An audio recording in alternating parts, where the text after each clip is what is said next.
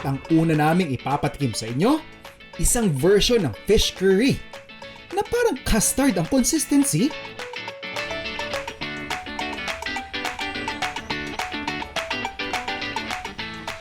In most farms na binivisit natin, kadalasan talaga mahilig silang mag-alaga ng mga isda na low maintenance, tilapia, and isa nga dyan, hito.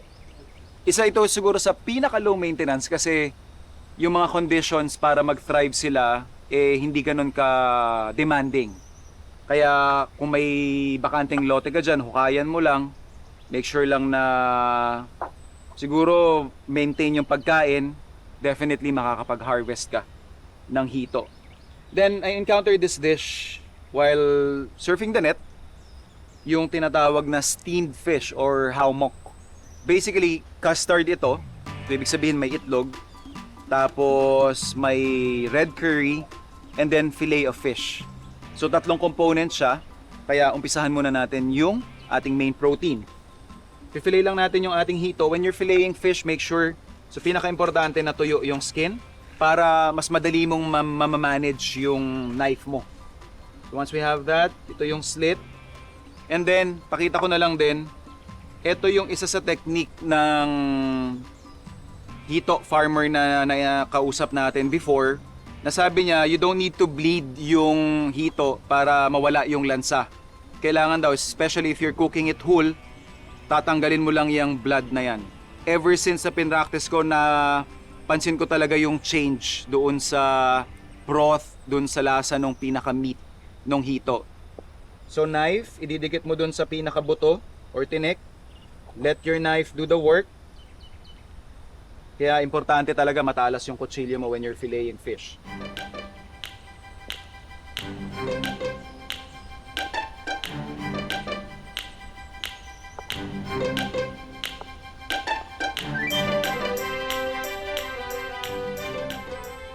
So here's our carcass. Ito yung tinik. Definitely, pwede nyo pa itong i-store, ihaw, and then turn it into a different dish. This would make you a very, siguro, savory and deep base for a stock. Pwede ninyo itong gamitin para for future use. Kunyari, makaipon kayo ng mga 2 niyan or 3. Makakabuo pa kayo ng broth base na dish. So once we have the fillet ready, tanggalin lang din natin yung skin. We are removing the skin kasi yung cooking process na gagawin natin, which is steaming, hindi magiging enough yung time para mapalambot natin ng magandang texture yung ating skin. Kaya it's advisable na, especially if you're using catfish or hito, na tatanggalan nyo rin siya ng kanyang pinakabalat. For our fillet, kakat lang natin to into strips.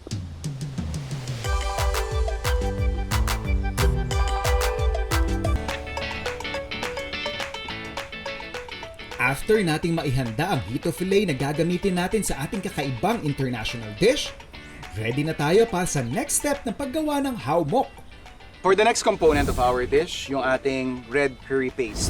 You can definitely buy any brand na meron sa groceries, but if you want to make your own, ito yung ginagawa ko. So I have here chili powder,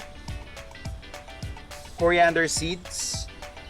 Ito yung magbibigay ng somewhat lemony flavor doon sa ating curry paste.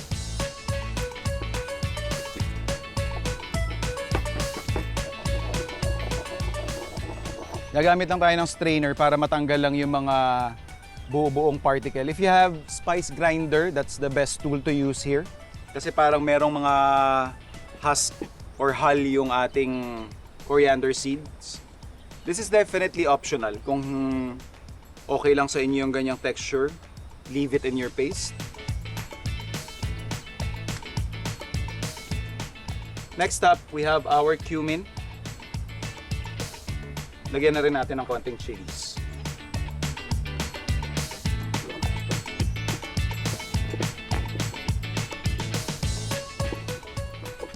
Lagyan lang din natin ng alamang. Ito na yung parang pinaka-seasoning ng ating dish.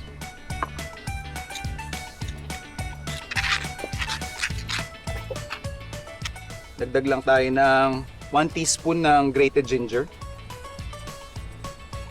Then, sibuyas. After yan, pwede na natin buuin yung ating custard. Eggs. And then, yung ating coconut cream. So, isipin nyo na lang gumagawa kayo ng savory leche flan. Pero imbes na gatas or cream yung gamit nyo, gata. Tapos imbes na asukal, bagoong yung ating pinangtimpla. I'm somewhat careful doon sa pag-whisk natin doon sa ating coconut cream and egg mixture kasi I don't want to incorporate air doon sa ating pinaka liquid. Ang mangyayari kasi dito, if you put too much air, magiging fluffy. Pag steamed kasi yung nangyayari, sa una lang siya maganda. Eventually, babagsak at babagsak siya. So I want this base to be very dense. Yun yung hinahabol natin. Kaya dahan-dahan ko siyang hinahalo. And then once we have that, we can add in our curry paste.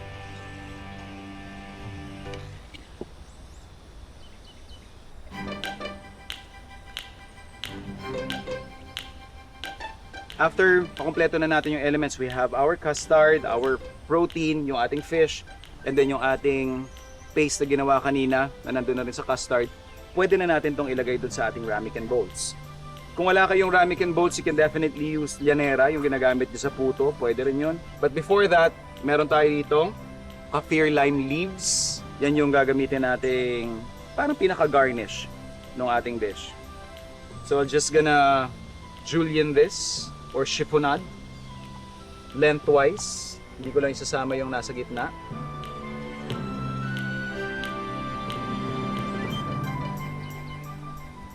So for our ramekins, I'm just going to line this lightly with some oil just to prevent it from sticking.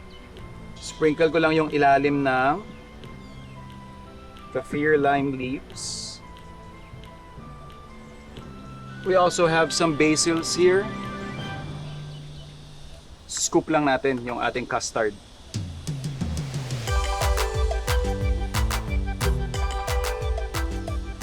And then finally, yung ating fish. Dodrop ko lang yan sa loob. Okay. And then pasok na natin sa steamer.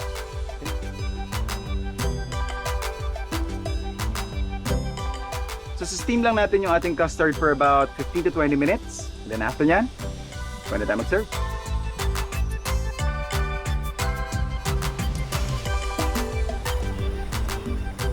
So we're on our 22nd minute.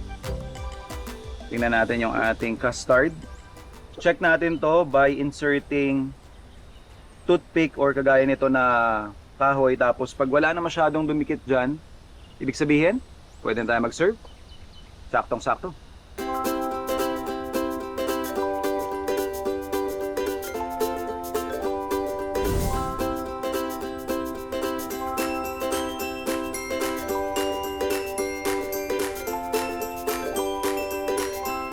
Haw Mok. Ito yung mga dishes na natutuwa akong i-replicate kasi it gives me a different perspective. Texture very smooth of course, pero yung flavors, yung naglalaro yung kaffir lime leaves, yung mga spices na nilagay natin, winner na winner.